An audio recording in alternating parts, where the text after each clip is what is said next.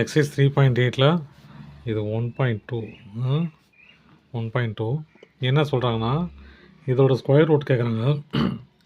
இப்போ அரேஞ்ச்மெண்ட் ஒழுங்காக பண்ணிக்கங்க. ஹையஸ்ட் பவர் முன்னாடி வர மாதிரி படிப்படியாக குறையிற மாதிரி டிசெண்டிங் ஆர்டரில் அந்த பவர் வர மாதிரி எழுதிங்க. எப்போவுமே அவங்க மாற்றி கொடுத்தாலும் குழம்பிக்க தேவையில்ல.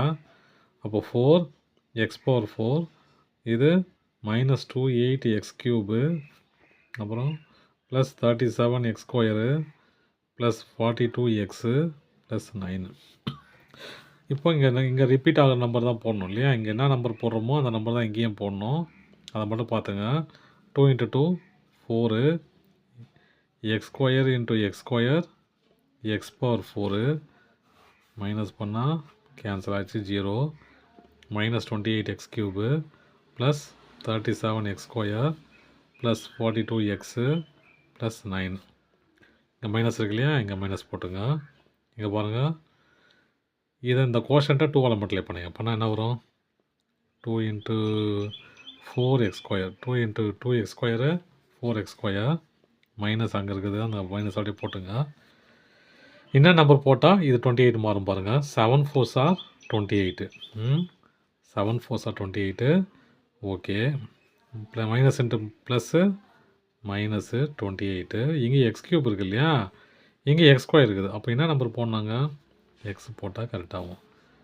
x³ x × x² x³. இப்போது இங்கே என்ன நம்பர் போட்டோமோ அந்த நம்பர் ரிப்பீட் பண்ணிங்க. இங்கேயும்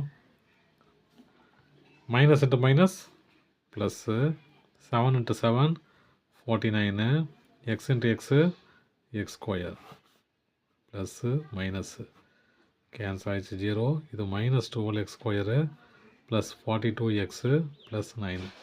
இங்கே மைனஸ் இருக்கு இல்லையா? மைனஸ் இங்கே போட்டுங்க. இப்போ என்ன பண்ணலாம்? அடுத்த டேர்முக்கு வந்துடலாம். 4x². இந்த கொஷனை 2ஆல் மல்டிப்ளை பண்ணிங்க. Minus 14x. இங்கே மைனஸ் இருக்கு இல்லையா? அந்த மைனஸ் போட்டுங்க. என்ன நம்பர் போட்டால் இங்கே 12 வரும் பாருங்கள். 3 போட்டால் 12 வரும். 3 4s are 12.